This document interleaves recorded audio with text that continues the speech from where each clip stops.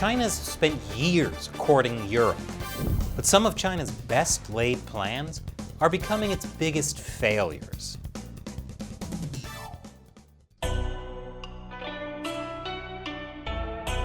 Welcome to China Uncensored. I'm Chris Chappell. Remember to support the show by liking this episode, subscribing, or resubscribing if YouTube secretly unsubscribed you. It happens. And sharing this video with your friends and family. Speaking of our friends and allies, you might think that China is doing pretty great when it comes to Europe. After all, they signed a new investment deal with the European Union that pretty much lets them off the hook when it comes to human rights. Okay, sure, they had to promise to try to maybe think about possibly getting better at human rights. But that's not a big deal for the Chinese Communist Party. They're good at promising things. But their promises of win-win mutual cooperation across all of Europe have hit a big snag. And it's kind of their own fault. Last week, the Chinese Communist Party held a virtual summit for the leaders of the 17+1 group of nations. And many of those leaders just didn't bother showing up. What is the 17+1? Well, the 17 is a group of 17 Central and Eastern European countries, and the +1 is China. The Chinese Communist Party established the 17+1 back in 2012. It's a group that the party has essentially tried to use to divide and conquer Europe by using infrastructure investment, trade deals, and other economic incentives to influence these countries. 12 of these 17 countries are part of the European Union, which the Chinese Communist Party was definitely looking to get on its side. We actually talked about this 17+1 group in this episode from 3 years ago. Back then it was only 16+1. But then Greece was invited to join. After all, Greece proved it was a true friend of China after blocking an EU statement condemning China's terrible human rights, which is exactly the kind of influence that China was hoping these countries would have on the EU. But 3 years after our last episode on the 17+1, the relationship has soured a little bit between the 17 and the 1. That's one reason why some of the leaders of those countries skipped a virtual summit that China held last week. In fact, half of the 12 EU national leaders invited to the club failed to show up to pay homage to Chinese President Xi Jinping. Sure, everyone hates Zoom meetings, but these European leaders didn't skip the meeting just because they didn't want to put on pants. The 6 countries sent a lower-level representative instead of their top leaders. They were Bulgaria, Romania, Slovenia, and the Baltic countries, Estonia, Latvia, and Lithuania. And apparently, the Baltic states, in particular Lithuania, took the lead. Figures. Those Baltic countries are such troublemakers. This situation was especially embarrassing for the Chinese Communist Party because Xi Jinping was personally hosting the meeting. Look, Xi Jinping doesn't host Zoom meetings for random Lithuanian ministers. He expects to see the Lithuanian President Nausėda. And now it looks like President Nausėda just didn't think Xi Jinping was worth the effort to put on a pair of pants. The point is, the Chinese Communist Party wasn't happy about this. Only a day before the event, Chinese diplomats were piling pressure on these capitals to send a higher-level representation, according to a diplomat from one of these 6 countries. And apparently, the Lithuanian and Estonian ambassadors were summoned to China's foreign ministry for a dressing down, which they ignored. So why did these European countries snub the 17+1 summit? I'll tell you why after the break. Welcome back. So why did so many European countries snub China's 17+1 summit? It's because instead of being China's gateway to Europe, the 17+1 has become a zombie mechanism. Hey, back in 2012, it sounded like a great idea.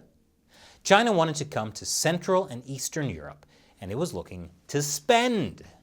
It promised to build new infrastructure, to build new factories, to buy lots of Central and Eastern European stuff. And at first, things were looking good. China set up a $10 billion credit line for the 17+1 countries. There were big flagship projects, like a deal to build and develop new nuclear reactors in Romania at the Cernavoda power plant, or the Budapest-Belgrade railway project, which is eventually supposed to link the port of Piraeus in Greece. The infrastructure projects that were promised to the 17+1 group were linked to China's Belt and Road Initiative, also known as One Belt, One Road. But after almost a decade, most of these countries would call it One Belt, One Road to nowhere. That's because the Chinese Communist Party continued to do something that they do so much of. It's practically their motto. No, Seamus, their other motto. That's right. Overpromise and underdeliver. A lot of the big flagship infrastructure projects that the Chinese Communist Party promised have either made very little progress or haven't happened at all. Instead of infrastructure, they received forums. Instead of factories, they received exchange programs.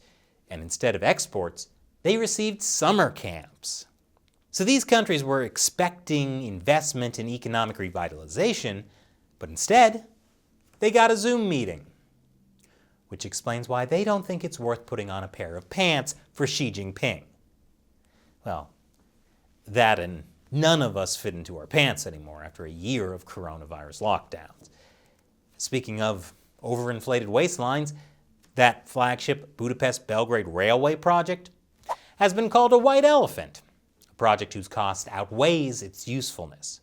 That's after Hungary signed a $1.9 billion loan with China to complete the project last spring, and then classified all the details about the project for 10 years. That's after the project was relaunched and pushed through with extra government aid, despite mounting criticism.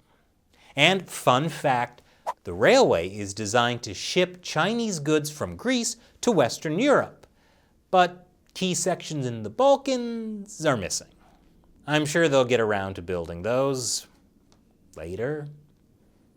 What about the Romanian power plant deal? Well, funny story. Romania decided to get the US to build those plants instead of China. Back in 2015, the Romanian government signed a preliminary agreement with state-run China General Nuclear Power Corporation, known as CGN, to build the nuclear reactors. Then, in 2019, the US government blacklisted CGN and other Chinese nuclear firms for using US technology to help China's military. This happened right around the same time as Romania's president was visiting the US. And in a joint statement, both countries pledged to work closely together to support Romania's civil nuclear energy goals. Then in late 2019, a new Romanian government was elected that was a little less friendly to China. And the new prime minister announced that he was canceling the deal with CGN to build the nuclear reactors, which eventually led to US companies taking over the project. In fact, the Romanian government is now considering banning Chinese companies from bidding on infrastructure projects at all.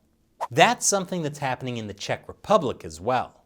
But the Romania story shows another big piece of why the Chinese Communist Party's 17+1 project is stalling. And that is successful diplomacy from the United States under the Trump administration. During the Romanian president's visit to the US in 2019, Romania became the first country to sign a memorandum of understanding with the US that essentially banned Chinese telecom Huawei from building its 5G infrastructure. And that led to a ton of other Central and Eastern European countries either doing the same or joining the Trump administration's Clean Network Initiative, which is also targeted at keeping Huawei from building 5G infrastructure around the world. And guess what? A lot of those countries are 17+1 countries too. Well, that's awkward. So it seems that the US and its EU allies like France and Germany haven't been seeing eye to eye regarding the threat from the Chinese Communist Party. But under the Trump administration, the US government spent a lot of effort reaching out to these Central and Eastern European countries too. This picture was, of course, pre-coronavirus when we all still shook hands and wore pants. But that successful diplomacy, together with the Chinese Communist Party's broken promises, have turned a lot of the region against the Chinese regime. Of course, there are still countries like Hungary that are holding out for some of that Belt and Road money.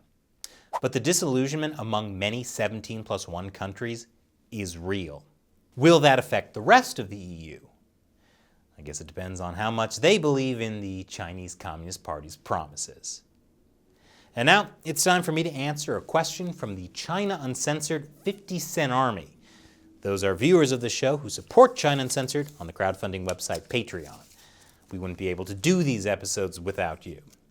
Find out more at patreon.com/China Uncensored. Greg asks, Chris, would it help if more people were made aware of the investment firms that bankroll the Chinese Communist Party? I would think that if the average individual investor knew the funds they are investing are either directly or indirectly supporting the Chinese Communist Party, they would demand that the practice would be stopped. It seems public shaming would force the businesses involved to question their strategy. Well, Greg, I do think this type of public shaming works for companies that have to answer to consumers, like H&M, which cut ties with their supplier after accusations that they use cotton made with forced labor in Xinjiang. But when it comes to big investment firms, that's not as easy. Because for these companies, individual investors are kind of small peanuts. You'd have to get big investors, like institutions that have tens or hundreds of millions of dollars handled by these investment firms, to pull out before it would make a big difference. Or the government would have to step in, like when the Trump administration tried to ban Chinese military-linked companies from trading on Wall Street. But this is a huge problem that we need to talk about, because foreign investment is definitely supporting the Chinese Communist Party and what they do. And it goes pretty deep. We've been thinking about doing an episode on how you might be investing in China without even knowing it. Let me know in the comments if you'd like to see that episode. Thanks for your question, Greg. Be like Greg. Support China Uncensored. Go to patreon.com/China Uncensored to learn more. Once again, I'm Chris Chappell. See you next time.